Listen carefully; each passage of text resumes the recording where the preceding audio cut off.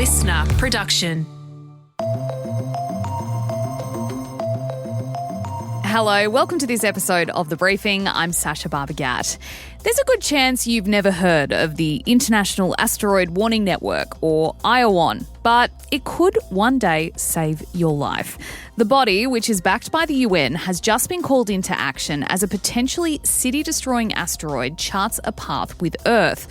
Now, before you start ticking things off your bucket list, there's only a slightly more than 1% chance this rock, officially named Asteroid 2024 YR4, will hit our planet. And if it does, that won't happen until late 2032. But that's considered a big enough chance for the IAWN to swing into action, monitoring YR4 as it hurtles towards us, but also working out what to do should it set a collision course with Earth. And yes, that could mean shooting rockets at it. So who are the people tasked with saving the planet from asteroids? Dr Tim Spahr is one of them. He's an astronomer, prolific new planet finder, and he was the former manager of the International Asteroid Warning Network. He still works for them in an advisory capacity. Tim, thank you so much for being here. Look, your job seems fascinating to us mere mortals, but is it really as exciting as it sounds? What does your average day of asteroid monitoring actually look like? Well, so first of all, I love the job and I think it's exciting, and I've been excited, doing this for years and years. What goes on worldwide is there's an amazing network of observers who observe asteroids. They actually survey the sky for moving objects.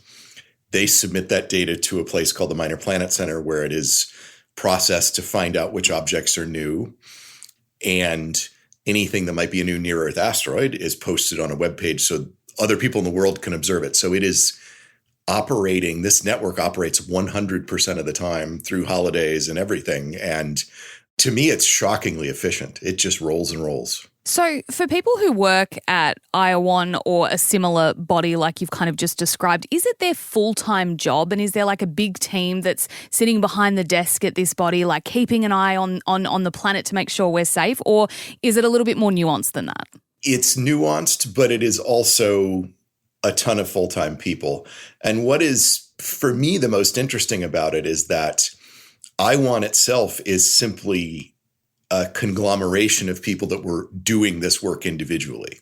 So IAWN was founded formally in 2013, but these asteroid survey groups and orbit computation groups have been operating all the way back into the 70s and 60s.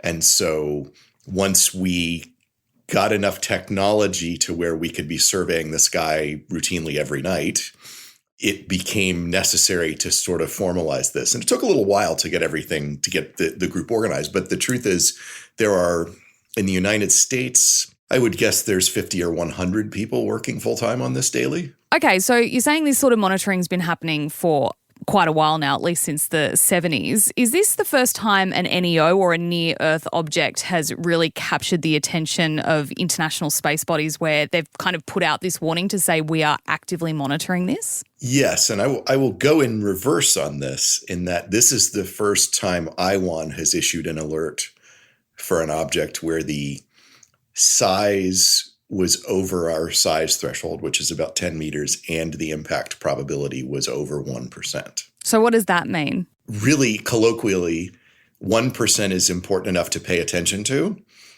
and the size is such that the object may burn up in the atmosphere on the way down, but it will definitely be something that could cause ground effects. And that's really what we're trying to do, is say, all right, we need to pay attention to this because it might cause some damage on the ground. And so Asteroid 2024 YR4 is what it's officially been named. Is there a naming convention behind that?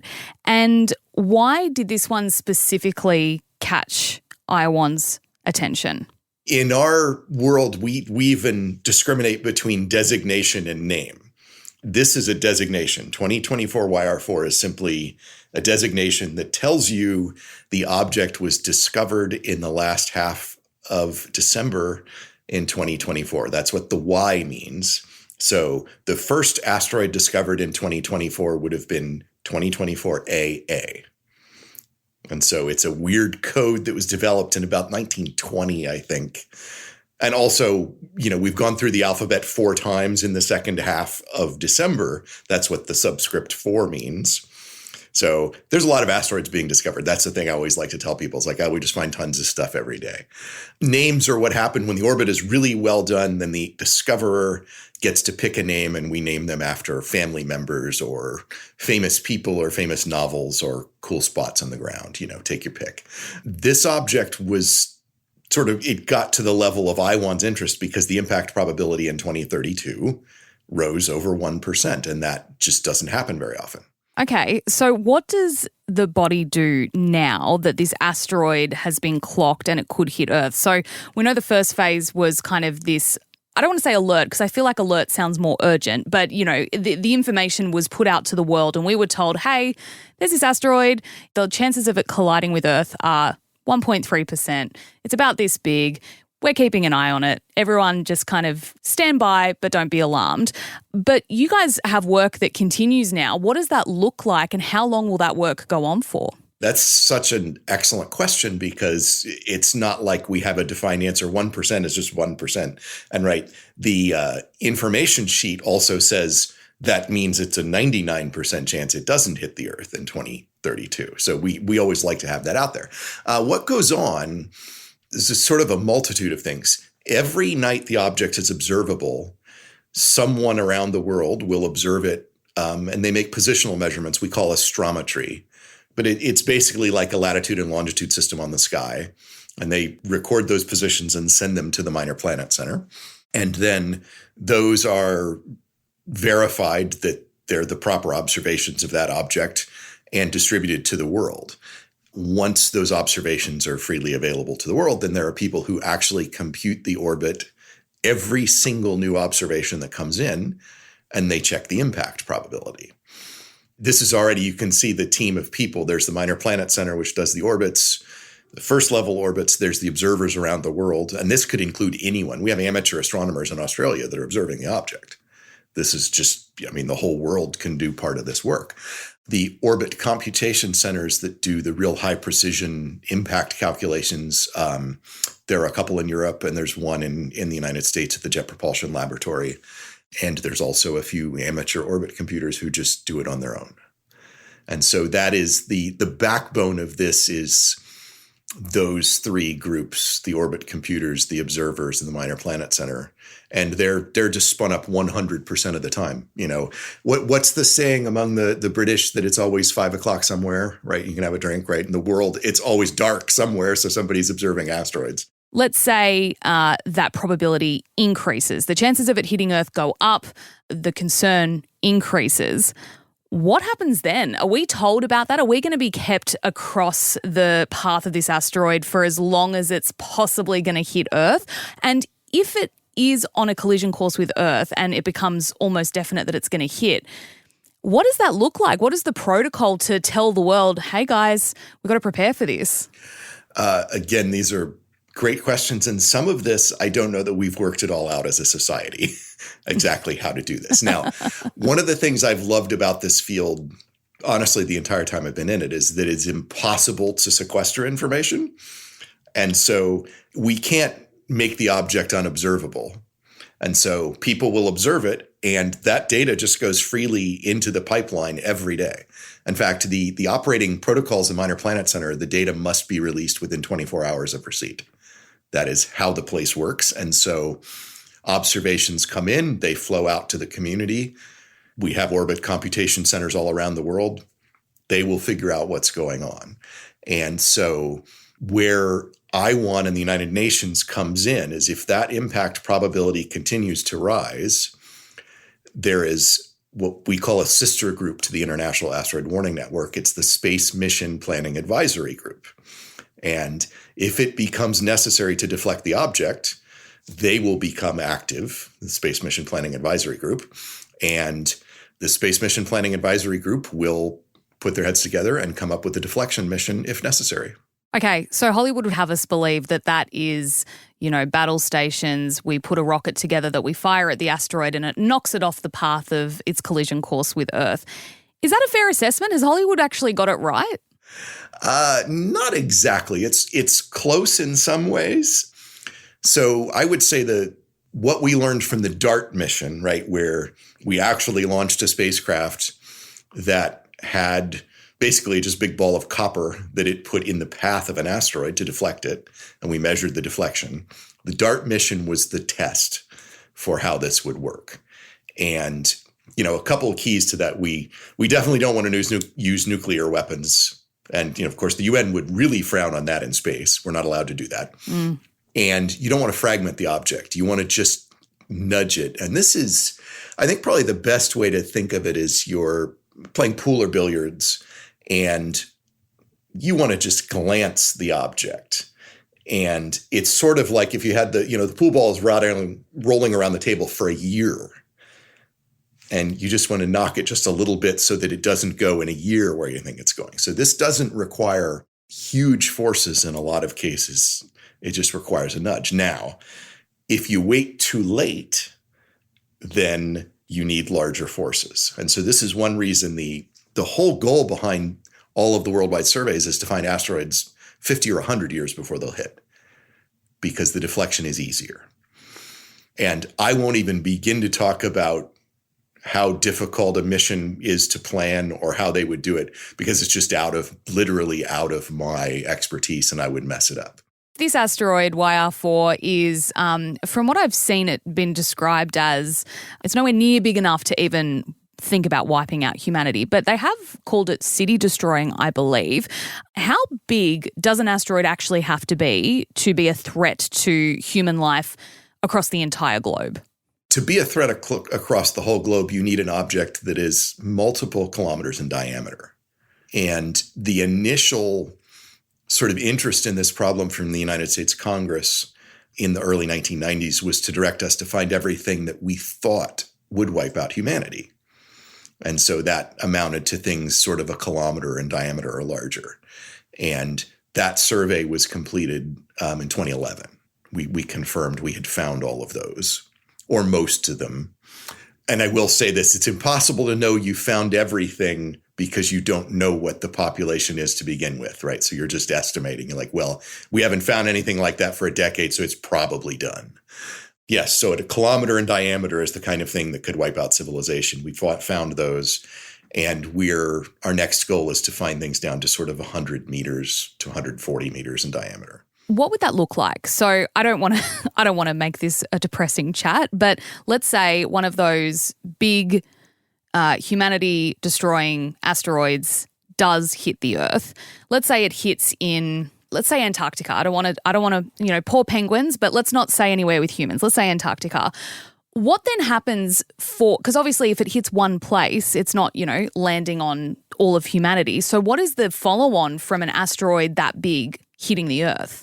We think most of the sort of civilization-altering effects are major climate shift that goes on just in the span of a few months. Again, this is not my expertise. I'll do my best on this. But basically, you put an ejecta into the atmosphere. Something this large it doesn't even really see the atmosphere of the Earth. It just punches right through the atmosphere and hits the ground at, 20 kilometers per second. Is how fast these things are going, 15, 20 kilometers per second. And so it will, burrow several kilometers into the ground while it explodes and eject enough material to block out a significant portion of the sunlight for years. And so then, flow-on effects, it would be too cold. Is that when we see things like nuclear winters coming into force, or is that? I am not a super sciencey person, Dr. Tim Spahr, so I appreciate you being very patient with my very amateur descriptions. But yeah, is that what we're talking about? You're doing wonderfully, and I would never, ever be condescending about this. We work for you, right? We work for you. So that is what goes on here. Yeah, that's exactly right. The nuclear winter idea. And there's also you didn't want to be depressing, but, for a multi-kilometer sized object will do horrible things like ignite the atmosphere near the object. Okay. And rain down fire thousands of kilometers away, really terrible things. And some of the movies, you'll notice some of them have actually done that where, it's actually really bad idea, but you put some of us in front of a movie producer And they get these great ideas, and then they'll show you all of this, where and they I can't remember which of the movies it was, but it literally had fire raining down. They showed the Earth from above and fire just raining down on cities and stuff like that. So yes, a giant object would do that, but we found all of those. Yeah. Okay. Well, that's reassuring. Obviously, the work that is done by the International Asteroid Warning Network and similar bodies is serious, and it needs to be taken seriously. But is there still a part of you that gets excited by these sorts of asteroids? And, is it the idea that, what could be our worst day, being told that there's an asteroid, hurtling towards Earth, is your best day at work? Yeah, because I'm not worried about this killing people. And I've not worried about that in my whole career. We've had multiple impacts of small asteroids. That happens about once a year, where we discover one, it's predicted to hit. And the whole group of scientists is excited about it instead of concerned. And in this case, we know that we're still only talking a 1 or 2% chance of impact. Deflection is an option. The track of the object, most of it's over the ocean, which probably, would not cause any damage to anybody if it exploded over the ocean. And we get great scientific data for an object. If it misses, it will be very near the Earth and bright. We will get to study it. And so all of these things provide us information. And I don't know if egocentric is the right way, but I like people knowing what we do at work. I think the world's better if they understand this. And, if I were super scared about it, people would be scared. And I'm just not, because I'm not worried about this. And I know the assets we have in place, and I know the skill of the people involved, and we're going to figure it out one way or the other. Oh, well, it's an absolutely fascinating conversation, and definitely a peek behind the curtain into a body that I certainly didn't know existed. So thank you so much for taking us through that and explaining, what a day in the life of someone at IAWN looks like. We appreciate your time. Thanks very much. That was Dr. Tim Spahr from the International Asteroid Warning Network speaking with me there. And a note, we did reach out to the Space Mission Planning Advisory Group. They're the ones that Tim mentioned would be responsible for knocking an asteroid off course. Sadly, they didn't get back to us. We also had another development in this story since recording this episode. The probability of asteroid 2024 YR4 hitting Earth has almost doubled from 1.3% to 2.1%. Now, because we recorded this chat with Tim before that news dropped, his answers didn't reflect that. But as we heard, such a low chance still isn't going to send NASA into panic stations. But watch this space, pun intended. All right, thanks for listening to this episode of The Briefing. That is all for now. If you know a space nerd who'd love this ep, why not send it to them? Sharing our stories and our socials is a great way to help us keep doing what we do here at The Briefing. And a reminder, we'll be back tomorrow with the Weekend Briefing. And on tomorrow's ep, Antoinette is joined by Kishwa Chowdhury. I'm just a woman who also just really loves to cook and host and have that side that was traditionally a very feminine thing to do. I'm hearing so many things from you, Kishwa. You want to write a cookbook about getting high with Snoop Dogg, and then you also want to be a trad wife. Yeah, a little bit of both. So many layers to Kishwa Chowdhury, everybody. So many layers. I'm Sacha Barbour Gatt. See you next time.